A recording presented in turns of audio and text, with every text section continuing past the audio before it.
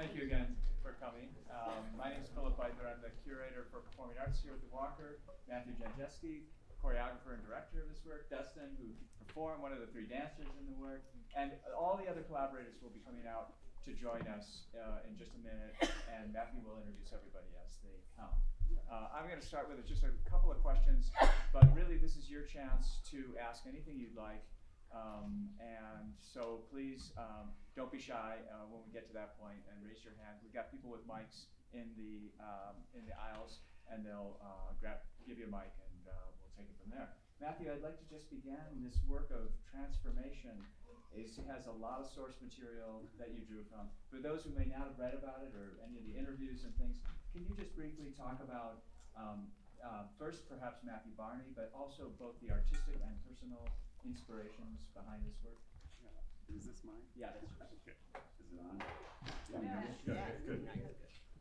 Okay, inspiration of this work. Matthew Barney, for sure. I was diagnosed with leukemia about 6 years ago, and 2 years of treatment and on a lot of drugs at home, sitting on my sofa, and I found my Matthew Barney Cremaster book that was given to me by a friend, and just dove right into that and was like, could not stop having all these images happen and just like these connection points to it, transformation and Catholicism and all this stuff. Those of you who may not know, Matthew Barney is an American artist who the Walker supported quite heavily a number of years ago. We did an exhibition close to 20 years ago, and as well as showed his monumental 5-part art film series called Cremaster. And you saw all that, but it was really the catalog in part. Yeah, it was the major book that really inspired it. The images are just incredible. The minty green colors and vibrant colors that Matthew Barney uses. So I really connected with that. This completely other world you created for us. I wondered if you could talk a little bit. You have these remarkable collaborators, and maybe I'll ask you the question first, and as everyone else comes out, you can introduce everything Sounds else. great. But first, starting perhaps visually and sonically, how did you put the individual pieces together to build the world that we got to live in with you? Oh gosh. So everything is a journey, right? So the piece reveals itself as we're working. I knew I had the minty green imagery, and then that had to be drawn in part from Barney's sort of use of those colors. Yeah, and then kind of really wanting to create a world with that. And Matthew Barney was also a major, like he would climb the gallery walls of spaces. So I got into ice climbing with Alex Rowe and Cully Gallagher filming that. That wasn't you. That was not me. No, I would never. It was a fun day. Sorry, I lost my. No, just how as the costuming and Joshua's sonic landscape and the lighting and all the elements came together. Did one come first? Did you build them on top of one another? Did they inspire each other as you were creating as a team of collaborators? Yeah. So it really is a collaboration. So really coming together. Joshua and I worked together a couple of times previously, and Thermo was our most recent iteration about a few years ago. And so I was like, Joshua, we need to do this piece. Joshua is the composer. Joshua Clausen is the composer.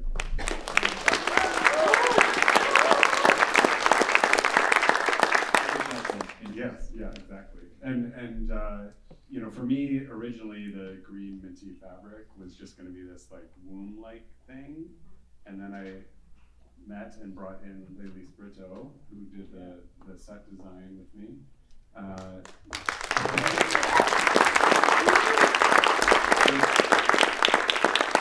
For that, brought in like all these ideas, like just hanging out and chatting with her. I was like, oh my gosh, well, we have to do this now. How do we do that? I just kind of jump in a little bit. Dustin, with the choreographer.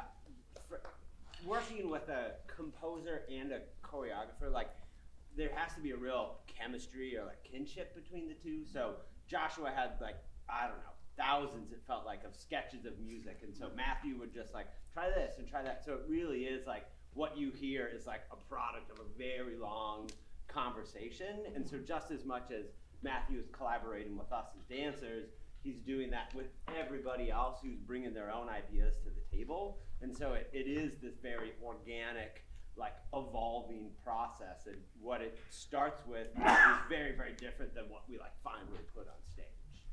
And I think that that's really special because you don't always have somebody who's willing to put in the time and work to go along in that journey. And then finding people that want to do that with you is like magic. This is great, Dustin. While you're speaking, I wondered if, aside from the scenic and visual and sonic worlds, could you and Matthew and Leslie's here too, and Sarah and Laura. Awesome. So could you guys talk about how the choreographic language was put together, how the movement was constructed, how you guys collaborated? Go ahead, Dustin. Do you guys mind introducing yourselves? So we have Laura Selly Vertuccio, rehearsal director, and I like to call her Mama Bear as well, because she's just like amazing. Sarah McCullough, Leslie O'Neill, Karen Olson is the lighting designer, and John Maggie Mag. Yeah. Do either of you want to, any of you down there want to talk about as dancer process? Yeah. One thing we did at the beginning of every rehearsal was do a half an hour truncated little session of CDP, which is contemplative dance practice. So we would do a little meditation, then we would do like a personal physical meditation, like a physical warm-up that's like a moving meditation, and then we would go into like an improvisational space where we could move in and out of the space and witness each other dancing. And a lot, I feel, came out of that experience of really like getting into the mindset of Matthew's ideas, letting them churn around, meditate on them, and then sort of like move through them with each other and on our own. And Matthew would watch and sometimes mine things from that. Either of you want to say anything? I'll just add that since we started every rehearsal with improvisation and some scores ended up making it into the work, we found a lot of freedom along the way to like improvise throughout set material. And something that I found really exciting were moments where I would have a inspiration to improvise something, add a different gesture, and I wouldn't really understand like what it was or what it meant. And then like, 2 sections later, we're into another section of the choreography and that gesture would pop up. So it's like these things just started to get kind of like ingrained into our cells and would just start to like inform itself. It's like as things started to develop, it just like kept blooming and mining as it went. Yeah, Laura, I love, by the way, watching you guys work. Because you're all based here, we had a chance to have you in and out at different times in the last few weeks. And Laura, in particular, I'd love to have you comment about your role, rehearsal director, or as I think of in theater, the dramaturg in some ways of the work and what you brought to it from your end. Thanks, Philip. Well, these folks who you saw perform on stage have been colleagues of mine for many years. I admire them. I'm their fans and have sometimes danced with them. So when Matthew invited me in to join the process, I think I took sort of a role of trying to be instinctual and lean into my performative instincts from the past, where I would be in movement and it would tell me where to go next. So from the outside, I would try to get into my artistic vision, I guess, and see how that could bump up against or help inform what the other collaborators were offering. Tried to hold hands when things got rough.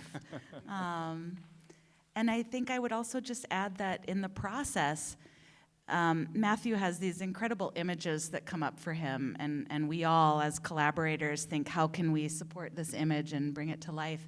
And so through the process, each section of choreography, to your question just before, were made really out of sequence, right? There were these images that would come up and things, so it felt very fractured as a narrative at first, and then over time, Matthew and I, and with the dancers and the other collaborators, we started to find what the journey needed to be to make sense, to suit the vision and to suit, I think, the nuances of what all the collaborators brought as well. So I just enjoyed holding the container and trying to support, and the honor to get to put my artistic instinct into the work as well. Before we turn it over for questions, I think, Matthew, maybe I'll ask you one last thing. Can you talk about the beings that these folks became or were? They almost felt post-human or alien-like, or how did you see the figures, the mover, the individuals in this way? I don't want to talk too much about it, honestly, because I like to leave things open enough that people have their own experience with it. I hope that happened. I think there's different things happening throughout. So I know that there's like an amoeba kind of form, like they're all one and somehow tethered to one another, even if they are separated. A chromosomal kind of thing, shifts happening, how cause and effect can take place. And also kind of like even just with the air and the floor and the fabric itself, like how they're actually integrated with it. Like we're all breathing. We're breathing. Yeah. So why don't, if you have a question, please raise your hand and we'll get a mic to you. And Matthew, the other day we did an interview and you said, I asked about different interpretations to what people say. It's a relatively abstract work. And you validated that anything you saw is valid, and we'd love to hear what you saw in the work as well.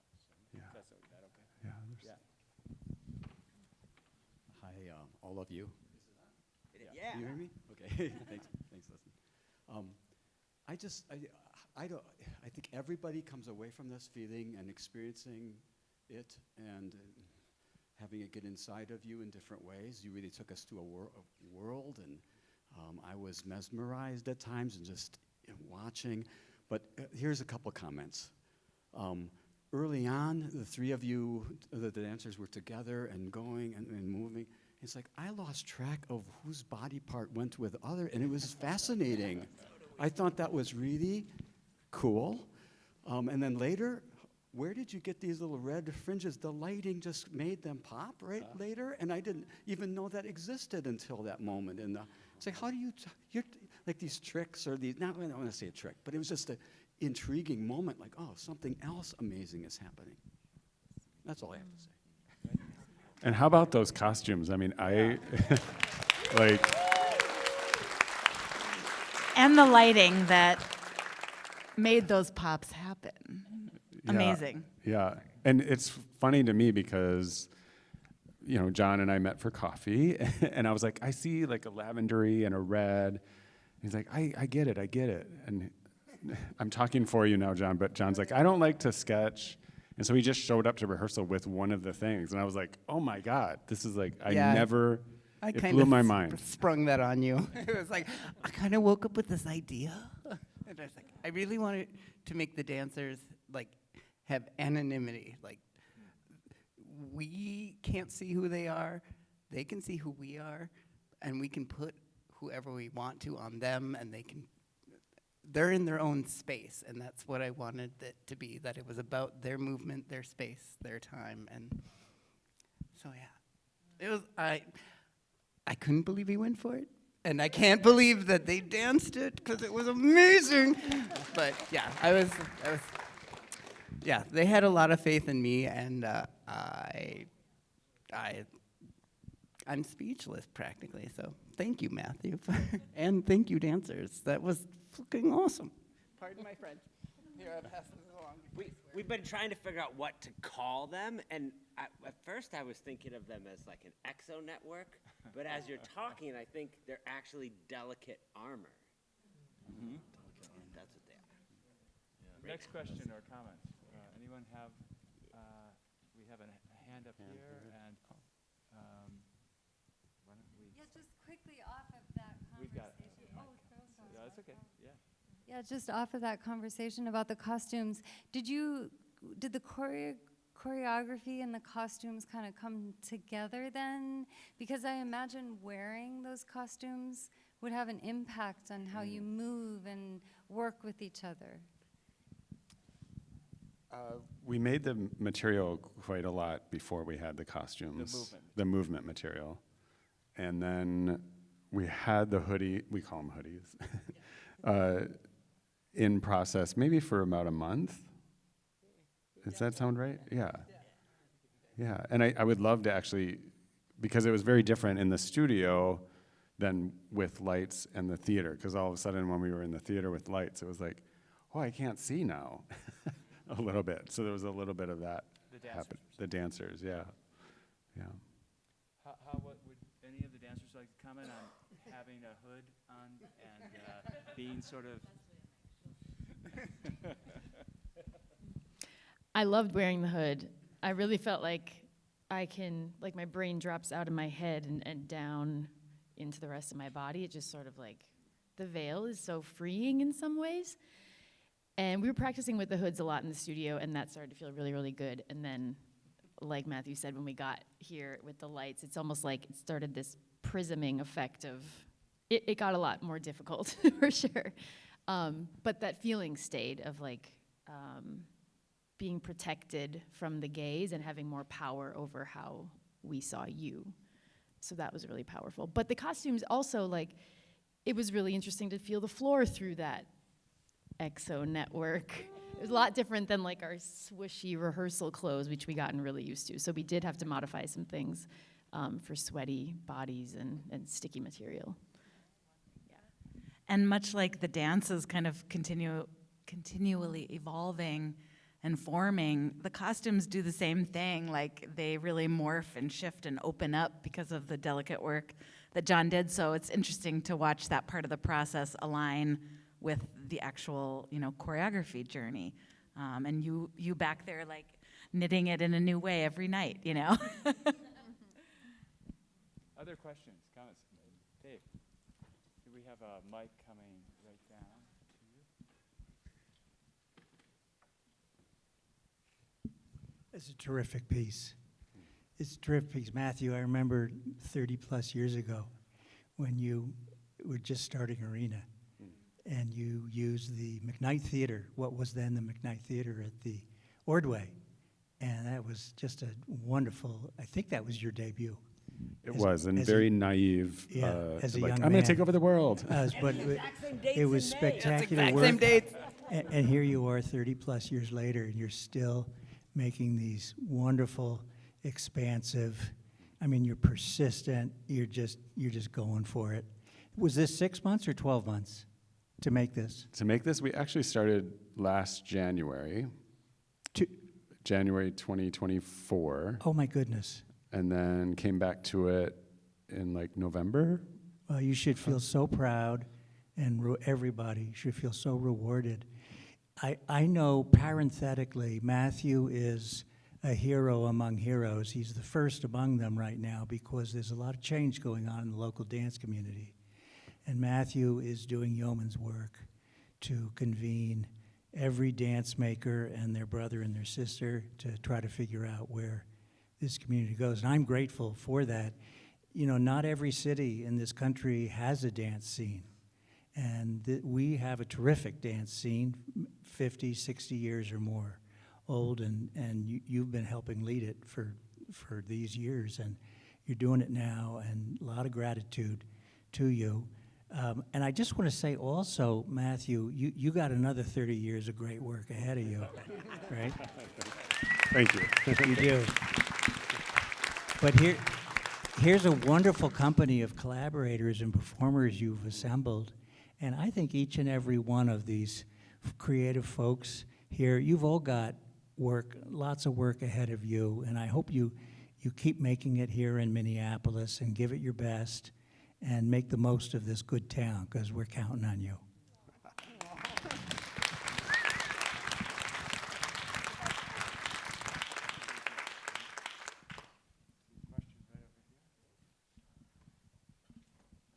Hello. So I actually have two questions. The first one is, I was wondering if you could share a little bit about the title of the piece and why you selected that.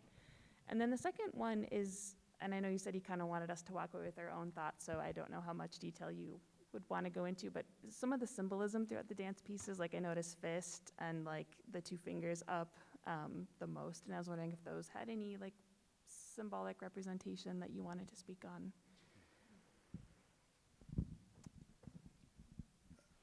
I can only handle one question at a time. Talk about the title. I'm like this. The title, thank you. It came from the Cremaster book, Nancy Spector, which... Curator at the Guggenheim for many years, who helped assemble the original exhibition and then put this book together. Yeah. And it's an essay that she wrote under this title. And is it off of Goethe? Or Goethe. Goethe, Yeah, okay. it was a sort of misapplication of a Goethe title or phrase. Yeah. And I just was drawn, I mean, it basically is the title of the whole introduction of this Cremaster book. And I just was like, how perverse would it be to actually love yourself and like accept yourself and just be able to be? So that's where I took it from. And then I did get a little concerned of like, you know, perverse as being a bad thing, supposedly, you know? So kind of looking at it in that perspective as well. And then symbolism, I think, is rampant in the piece. Honestly, this move, the two fingers, is more so just visually for the audience to be able to see that their fingers are up instead of one. So it's just a tool. And it actually came from a dance photo image of someone doing that and kicking their leg or something. And I gather a lot of imagery and pile it away until it feels right to come on back out. And music as well. Like I'm just ferocious with rabbit holes of music, which is great that Joshua supplies so much of that. So, was that helpful? I would love to hear maybe from you if like symbolism-wise, if there was something that.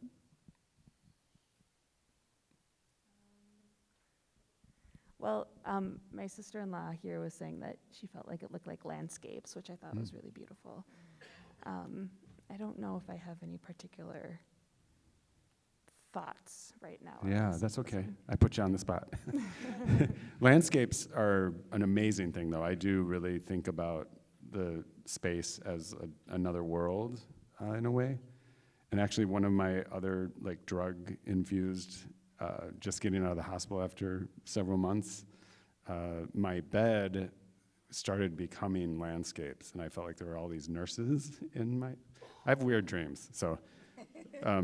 So the landscapes of the fabric, even when it's laying on the floor, remind me of that image, memory. I'm very encouraged because at first I thought we'd only have 2 questions, and now I see lots of hands. So please, whoever. I think Rachel's been waiting. Yeah, maybe you could go next, and we'll try to get to as many as we can. But Thank you. and maybe there's someone else for the second question we can jump into. I'll be fast. Really beautiful, you all. Thank you. I had a couple sort of costume-related questions. You talked a bit about the face covering. I was curious to know more about that choice, if there is more, to like fully cover the face, and just to share, I guess, what I picked out of it. Among like many images shifting, the very first image of the 3 dancers at the back wall, arms crossed, had kind of like a prisoner image for me with the faces covered, and made me think a lot about like the shift of like this kind of shifting formlessness into like the bodies were given and then maybe back out, and the kind of ways prison could apply. But I was curious about face covering. I was also really curious from the dancer's perspective how that affected your relationship with each other on stage and like being able to see each other's faces. And then really small question, I was curious if those were crocheted or how you made them. They were machine knitted. So I have a flatbed of needles that run a row, manipulate the stitches, and then next row, do it again. And then, yeah, the hoods were made on a circular loom that I did those. As far as, I don't know, do you want to take the question about what it's like relating to each other in the hoods, because Yeah. I was worried about that. Like when I introduced this to them, because it was just an idea. Like I have been a performer, and I had a character that I called Annie Body, and I always performed in like a morph suit where my face was covered, so I could become anything that I wanted to be, and I sort of wanted that experience for the dancers here, that they could be anything that they wanted to be, and also to make the audience kind of have, if they really wanted to see their face, they had to like lean into it. Like if you can see their face, but you have to like engage and lean into it. And that was just one of the hopes that I had with fully covering their face, but having it be open enough that you could still see it and that they could still do their work too. So. Androgyny was very much important, like just a blank canvas. Yeah, like you said, I think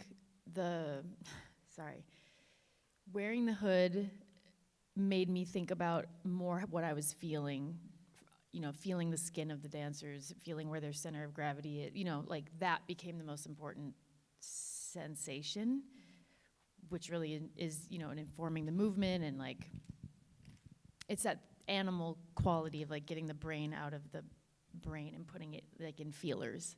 And you're right, because even if I was really close to Sarah, if I wasn't focused on looking at her eyes, I'd just be thinking about where her body is. But I did see her eyes from across the stage when I wanted to see them. Like I could lock in and see, and same with Dustin. So I think you accomplished exactly what you set out to do. I would just add that it really heightened the senses, like that, and the prismy effect that Leslie noted with the lights. Like it just, all of it became a real overloaded sensorial experience. So it does really like heighten to an instinctual animal-like space, but in a really exertive way. I think we have another question right there. Hi. Great job. Fantastic, everybody, every one of you. My questions are about texture. Costume-wise, how slippery are the costumes against the floor and the other bodies? Not at all. They're like locking in place on top of each other. Okay. As far as the material, what does that feel like against the skin? And then my third question is about sound, because the sound is so textural, and I just want to know if it was, well, Laura said the choreography, the sections were not in this order that we saw necessarily. They weren't made in that order. So my question is, was the sound made as like blocks, and then you just assembled them? You're nodding. Okay. If you could talk about that, that'd be great. That's all. Talk about the sound, Joshua. All right. Yeah, texture was obviously a major musical parameter in this particular piece. In terms of the order, I would echo what was said before. Matthew is like a really radical trust, I think, is involved. We get so much freedom, all of us do, and we're always checking in, we're always communicating. But for me, it was very much a bottom-up process. It was like create a sonic playground, record a bunch of strings, mess with them, get a whole bunch of drum machine sounds, 808, mess with them, create this, sandbox of sound, and then start to play with it, and then start to assemble. So that became kind of bigger textures, bigger pieces, and then those textures kind of came together, and eventually it's a track. And it was very much in parallel, I guess I don't know what's typical, but a lot of the time, dance happens to music that's been written. You guys really had to deal with it in process, in this particular process. So a lot of trust involved in there, and it's pretty rewarding for me.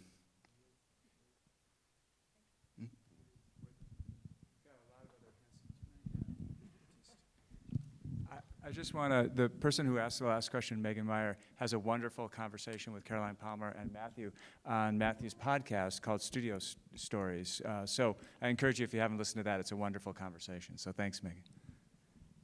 Whoever has the mic. Hello, everyone. Ricardo here. I just got a question regarding the stage design. So basically, how was the involvement of the collaboration? Because what we can see from here was just one piece of fabric with with a lot of threads at the very beginning, but that actually keeps transforming and getting evolving through the piece move forward. So how was the collaboration? So just that, Lilies, you were just involved just at the beginning, and then Matthew decided what to do with that, or you were continuing collaborating through the process? Lilies.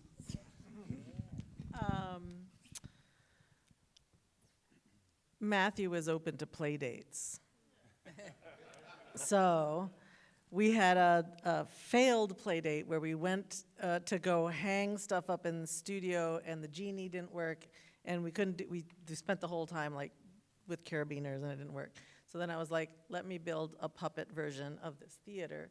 And he was like, okay. And then he would come over, and I would have a puppet version of this, and I would say, this is the stuff that I want to do.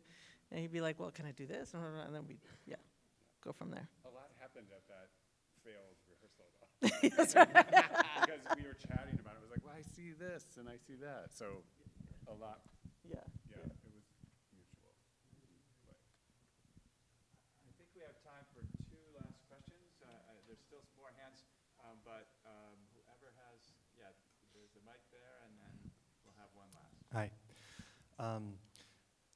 I think every dancer had a moment that was really close to the audience. I know over in this side of the stage, there was a really intense moment of connection between a dancer and an audience member.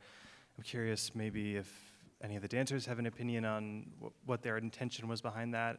To me, it felt like a provocation, like a challenge to the audience. It felt quite intimidating, frankly. And I suddenly felt like the world that was here was suddenly something that we are a part of as well. I'm curious if anyone has any thoughts on that. Well, I think John's intention of the mask being something that you can't necessarily see us, but we can see you. I think having moments of really seeing the audience and not just looking out, but coming into your space. It felt provocative, it felt challenging. There was a sense of like, I know that you're watching all of it. It feels like we're having our own sort of like world and container, and then there's these moments where we pull out and we're like, I know you're watching this. And I don't, there's something interesting about just like knowing that you're being seen, even though you can't really be seen in the face. And I don't know, I like that moment. So it's like, okay, if you're gonna watch me, like, look at me, watch me. And to like hold into that is really exciting. And just to reiterate on that point, like it needed to be in your face a little bit, and it kind of happens in the middle of the piece in a way for me as well, in my mind anyway. So that in your face kind of quality is also a foreshadowing for what we call badass bitches at the end, because it's just like, no, this is what we do. This is what we do. Fuck you. You know, like a little bit. Excuse my language. But it's there. Yeah. Matthew had this great image for my little cross. This great image of like I'll say a hunky dude who's like pulling his sock off. He had this like white socks, like whitey tighty undies. It was like probably Calvin Klein ad or something like that. And so like trying to figure out. So then I started like looking up classic bodybuilder poses. So I'm like kind of riffing off of some of that and this like tension. And I feel, because it happened so early on, very much in discovering the limbs still. So a piece of it is like becoming sentient, I feel like. So it is seeing the audience and like taking on forms to try to discover what it is, what is this human body that I have? Yeah. That's my personal journey. So. I was just going to add, sorry, Philip. I was just going to add really quickly, too. I think one of the questions we asked ourselves in certain ways was why this dance now? And so I think something about that connection to you all that took us out of just you as witnesses was important. I'll leave it at that. Matthew Barney, I mean, it's Matthew Barney. I don't know. There's like so much within his artistry and work that we sprungboard. That's sure. But like there's images throughout. Like Dustin takes a shape that is a shape from from Barney. So there's sprinklings throughout the piece that really fed into that. And Cremaster is the testicles dropping. I always forget if it's 7 or 8 weeks. In utero,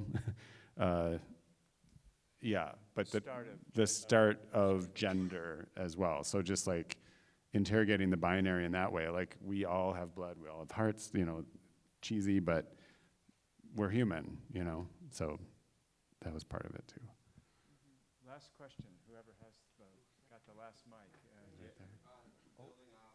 What was just said, I was wondering about like queer themes and sexuality in this, based on Sarah talking about voyeurism, the Calvin Klein, the costumes, kind of the intimacy levels, and then especially with the ending, testicles dropping, thinking of, not that gay is a disease like leukemia, but in a way that it feels kind of genetic and alien. Just wondering how you guys are thinking about that lens. I'm gay. I don't know. So I'm just making work. Yeah. I don't think it ever is really discussed in a way. Is that wrong? I'm like pulling imagery, and it was very important to me. The collaborators were like one and able to like be in each other's armpits and things like that. So they were open and free doing in the play. So I'm talking a lot, but I just would say one more thing against that, or with that would be like the desire to get beyond the point at which that needs to be a label, right? That we're just human. So I think that feels, there's like, you said radical trust. So that piece of like, could we get to a place where that isn't even a thing that we like question or have to fight against or whatever, but it is just human. Except your costume was the skimpy one. Oh, totally! I know! I like Dustin's legs, but it also was very much choosing of theirs as well, what they were comfortable with. Yeah. Agreed, yeah. Yes, Lori. I know a number of you have questions that you didn't get a chance to ask, but many of us, I think most of us, are going to the bar, the City View bar. So feel free to join us and continue the conversation. And I just want to say a very special thanks, Matthew, your collaborators. I know here at the Walker, this theater was built as a home to present work from around the world, but also as a laboratory to help support the creation of work. And we feel honored to have creative artists like yourselves right here in our midst and to be able to support the creation of a world premiere like this tonight. So thank you all very much, and thank you all for being here.